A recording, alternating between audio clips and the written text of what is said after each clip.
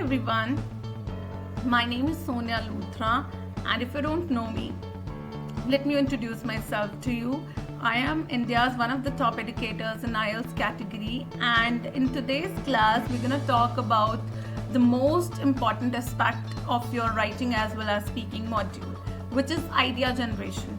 काफ़ी सारे बच्चों के साथ प्रॉब्लम क्या होती है कि क्वेश्चन समझ आ जाता है बट फिर आइडिया नहीं समझ आ पाता. आइडिया पता चल जाता है तो बट हम उस आइडिया को एक्सपैंड नहीं कर पाते. जब तक आप इस आइडिया को एक्सपैंड नहीं करोगे तब तक आपको एक्चुअली आईएलटीएस कैटेगरी में मार्क्स नहीं मिलते. I tell you the reason why. Because ये यूपीएससी का एग्जाम नहीं है जहाँ पे एग्जामिनर आपका जनरल नॉलेज चेक कर रहा है. तो बच्चे काफ़ी क्या करते हैं ना, एक ही बॉडी पैराग्राफ में they try to give more than one idea. वो बंच ऑफ आइडियाज को पिक करते हैं एंड उनको लिखना स्टार्ट कर देते हैं without expanding them in a proper way. So as I told you, it's not a UPSC exam wherein your examiner is checking कि आपको उस topic के बारे में knowledge कितना है. Correct? This is an English language exam wherein examiner is checking whether you can expand or express a simple idea of yours in a proper manner. ठीक है? So यही difference होता है हमारा UPSC और IELTS के essay में. So हमें यहाँ पे बहुत सारे या बंच ऑफ आइडियाज को नहीं लिखना है. हमें करना क्या है, हमें एक सिंपल आइडिया पिक करना है. उस सिंपल आइडिया को ही हमें एक्सपैंड करना है. ठीक है, सो लेट्स गेट स्टार्टेड. अभी हम लोग देख लेते हैं.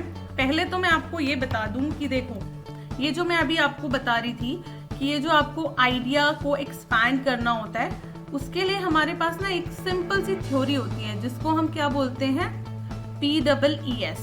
ठीक है, तो ये PEES होता क्या है. सबसे पहले आप एक पॉइंट को इंट्रोड्यूस करेंगे, फिर आप क्या करेंगे, उसी पॉइंट को एक्सपैंड करेंगे, फिर एग्जाम्पल देंगे उसी का. ठीक है, एंड देन समराइज करेंगे. ठीक है, तो अब बात आती है ये जो मेन पॉइंट है हमारा. ठीक है, इस मेन पॉइंट को हमने आगे फर्दर एक्सपैंड कैसे करना है, हम इस पर्टिकुलर चीज के बारे में इस क्लास के में सीखने वाले हैं आज. ठीक है, बट उससे पहले मैं आप लोग को एक चीज बताना चाहती हूँ. मोस्ट ऑफ द स्टूडेंट्स करते क्या है, हमें एक राइटिंग का पेपर मिला, क्वेश्चन मिला, हमने राइटिंग के क्वेश्चन को 2 से 3 बार जो है वो रीड करा and immediately after reading the question we will start writing the एसे.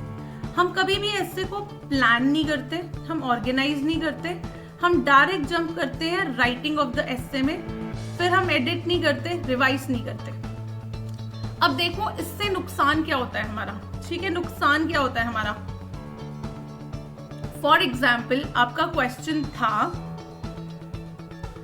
कि आपको लिखना था प्राइवेट स्कूल्स जो हैं उसके पॉजिटिव्स ज्यादा होते हैं कि नेगेटिव ज्यादा होते हैं. ठीक है, अब बच्चे ने क्या किया, अपने एसे में क्वेश्चन रीड करके उसको लगा कि प्राइवेट स्कूल के जो है ना वो पॉजिटिव ज्यादा होते हैं एंड ही और she started writing the essay. But in the middle of the essay हुआ क्या, बच्चे को अब पॉइंट्स याद नहीं आ रहे, आइडियाज ही नहीं याद आ रहे. फिर आप क्या करोगे, अब अपना पूरा एसे इरेज करोगे, रीराइट करोगे and you are gonna waste a lot of your time, isn't it. So planning is something that would save your time and would save you from rewriting your essay again and again. Plan करो properly.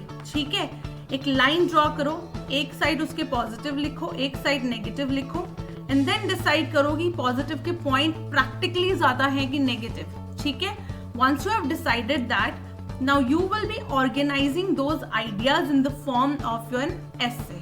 अब आपको bullet points में आपके ideas तो मिल गए, उनको organise करोगे, सोचोगे कि इसमें मेन पॉइंट कौन सा बनेगा, है ना, मेन पॉइंट कौन सा बनेगा, फिर उसका सपोर्टिंग पॉइंट कौन सा बनेगा. ये सब आपको डिसाइड, ये जो आप डिसाइड कर रहे हो ना, ये आपको करना है ऑर्गेनाइजिंग के टाइम पे. जब राइटिंग की बात आएगी तो मैक्सिमम आपको 15 to 20 मिनट्स लगेंगे क्योंकि आपके पास आइडियाज ऑलरेडी हैं. आपको पता है उन आइडियाज में से मेन पॉइंट आपको किसका बनाना है और आपको सपोर्टिंग आइडिया कौन सा बनाना है. Correct. Once you have written your essay, now अपने एसे को प्रूफ रीड करो, क्योंकि कई बार लिखते लिखते प्रेशर में हमारे पास इतना ज्यादा प्रेशर होता है एग्जाम टाइम पे स्पेशली कि हम बहुत सिली मिस्टेक्स कर देते हैं. कभी कभी हम जल्दी जल्दी लिखते लिखते इनको ऑन लिख देते हैं, तो ये जो सिली मिस्टेक्स है, कहीं कॉमा लगाना भूल गए, ठीक है, कहीं ES लगाना भूल गए, कहीं ग्रामर मिस्टेक हो गई, कहीं पे आपकी जो वर्ड रिडंडेंसी हो गई, आपके जो वोकैबुलरी थी वो रिपीट होने लगी, करेक्ट। तो ये इस तरीके के जो छोटे छोटे प्रॉब्लम्स हैं, सिली मिस्टेक्स जिनको हम बोलते हैं, आप ये लिखते लिखते कर देते हो, but you don't realise when you were writing an essay. But when you proofread it, when you read it yourself after writing, you will realize that there were so many silly mistakes that you can actually correct yourself. So proofreading करना मतलब editing करना बहुत जरूरी है. Proofread करने के बाद जो भी आपकी silly mistakes थी उनको correct करिए and at the end फिर से अपने essay को revise करिए.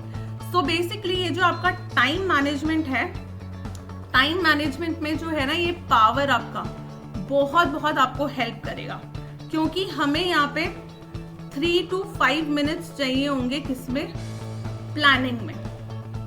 फिर 2 to 3 मिनट्स आप मान लीजिए आपको चाहिए ऑर्गेनाइजिंग में. 10 to 15 मिनट्स आप ले लीजिए अपना एस्से लिखने में, because everything is ready for you, right. 3 to 5 minutes again editing में एंड रिवाइज करने में आप 2 मिनट्स ले लीजिए, ठीक है. So total 5, 6, 7, 8, 9, 10, 11, 12, 13, 14, 15. सो ये राइटिंग का 15 मिनट्स हो गया टोटल, और बाकी सब में आपके 15 मिनट्स लग गए.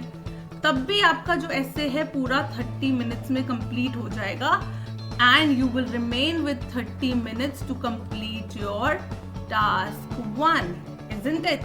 So power जो है वो आपका टाइम मैनेज करने के लिए अपने ऐसे राइटिंग में बहुत बहुत इम्पोर्टेंट है.